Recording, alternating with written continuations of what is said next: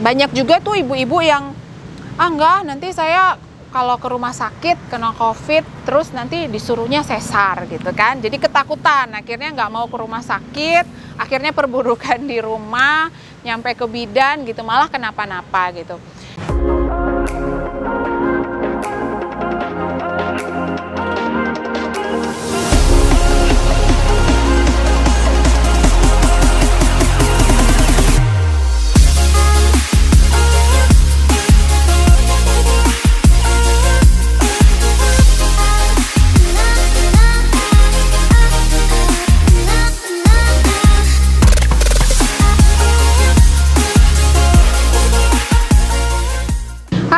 Saya Dr. Julita Nainggolan, saya dokter spesialis kandungan di Rumah Sakit Siloam Lipo Village Karawaci.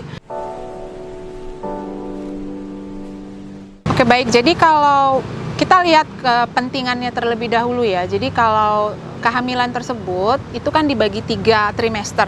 Jadi ada trimester 1, 2, dan 3. Di trimester 1 sangat penting sebenarnya untuk memeriksakan diri, karena banyak orang yang mengira dengan tes pack saja udah selesai gitu ya, udah beres. Padahal sebenarnya kita perlu cek ke dokter kandungan untuk memastikan apakah kehamilan itu memang baik, berkembang atau tidak gitu. Karena ada yang dinamakan kehamilan di luar kandungan, ya kan?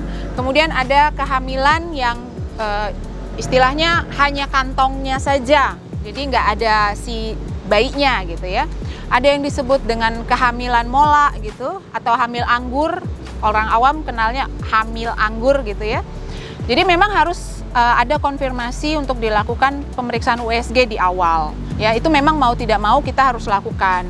Nah, ada juga di trimester 2 ya, itu di usia 18 sampai 24 minggu itu sangat perlu dilakukan USG screening. USG screening untuk apakah bayi saya ada mengalami hal-hal yang gak normal atau cacat janin misalnya gitu ya. Jadi bukan cuman untuk, saya USG cuman mau cek gender bayi saya gitu kan, nggak cuman itu gitu.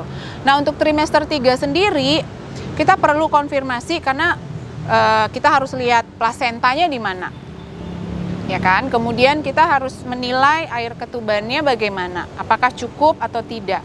Kemudian posisi bayinya gimana, karena kan tentunya ibu-ibu pada berharap bisa melahirkan secara normal gitu kan. Ada beberapa syarat tertentu yang harus kita temukan dulu sebelum menentukan apakah si ibunya bisa melahirkan normal atau tidak. Nah, di tiap trimester ini kita perlu sekali memeriksakan diri ke dokter kandungan gitu ya. Jadi tetap sih kita harus berkonsultasi dengan dokter kandungan kita.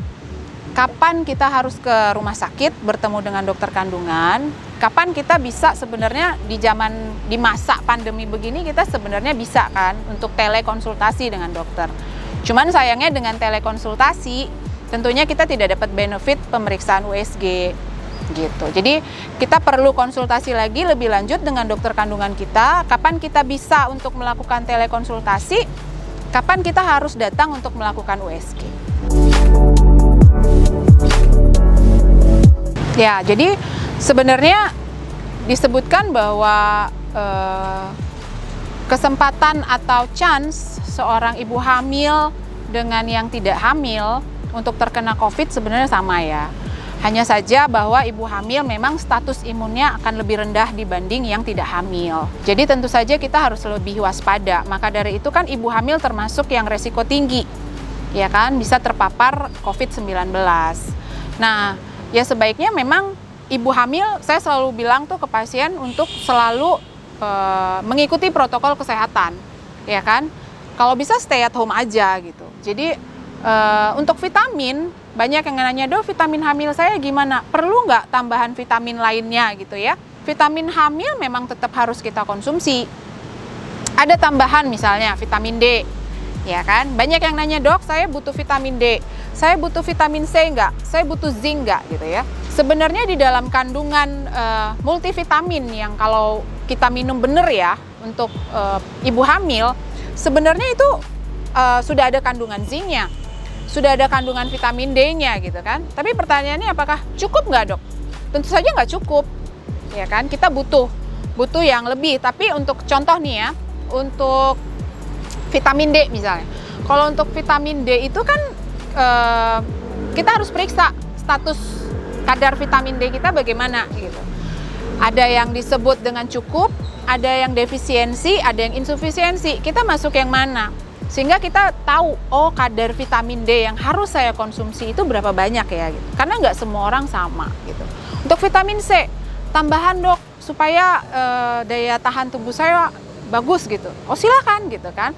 Cuman vitamin C juga kita punya kadar ya 1000 mg per hari itu sudah cukup gitu. Jadi untuk vitamin-vitamin yang lain untuk ibu hamil ya silakan dilanjutkan gitu. Jangan di stop gitu. Nah, sekarang memang kita lagi menargetkan untuk melakukan vaksinasi ya kepada ibu-ibu hamil gitu. Memang masih banyak sekali ibu hamil yang takut ya, khawatir gitu untuk memvaksin dirinya gitu ya. Takut kenapa-napa gitu dengan bayinya. Padahal sebenarnya konsepnya vaksinasi itu adalah salah satu upaya untuk memproteksi diri supaya kita tidak terpapar COVID-19. Kalaupun kita terpapar, tubuh kita sudah mengenali si COVID-19, sehingga efek yang ditimbulkan oleh si COVID-19 tidak parah, gitu. Mungkin hanya gejala ringan yang kita alami, gitu.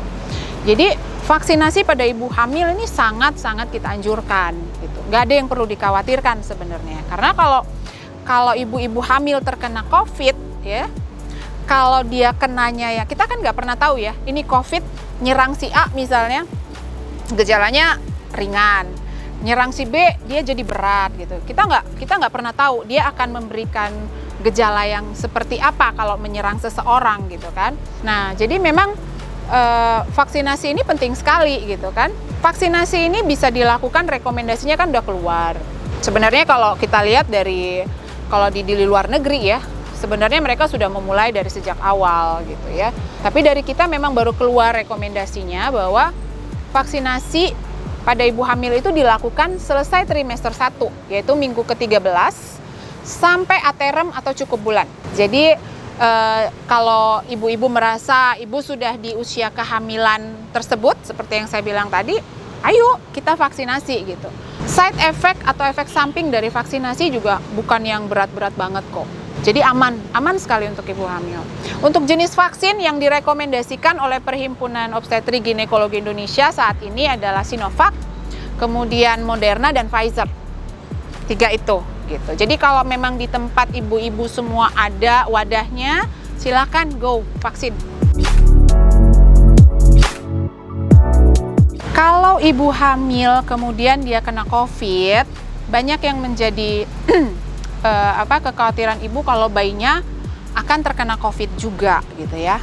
Sampai saat ini dari berbagai literatur, jurnal penelitian yang sudah ada, virus COVID-19 itu tidak ditemukan di bayi yang baru lahir. Dia hanya ditemukan sampai di plasenta. Jadi plasenta kita itu udah seperti barier untuk mekanisme pertahanan, dia cuma bisa sampai di situ. Jadi si virus COVID-nya itu tidak akan masuk ke bayinya gitu ya. Cuma hanya saja ya kalau virusnya nyampe ke plasenta tentunya bisa berpengaruh karena plasenta itu adalah istilahnya kayak dapur makanan ya, tempat transfernya, transportnya oksigen, nutrisi dari ibu ke janin.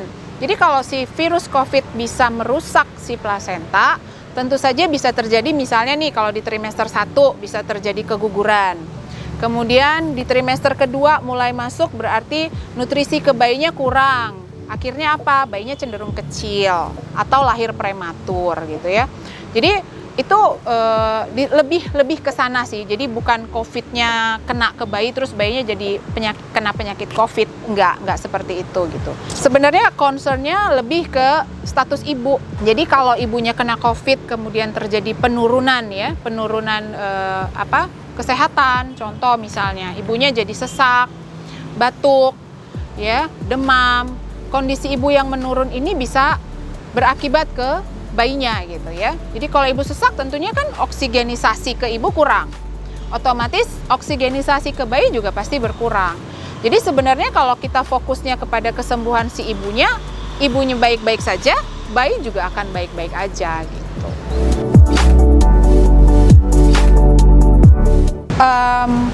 Kalau pertanyaan mengenai metode persalinan ini memang agak sulit ya, karena kembali lagi kita harus menilai kondisi si ibu saat itu, ya.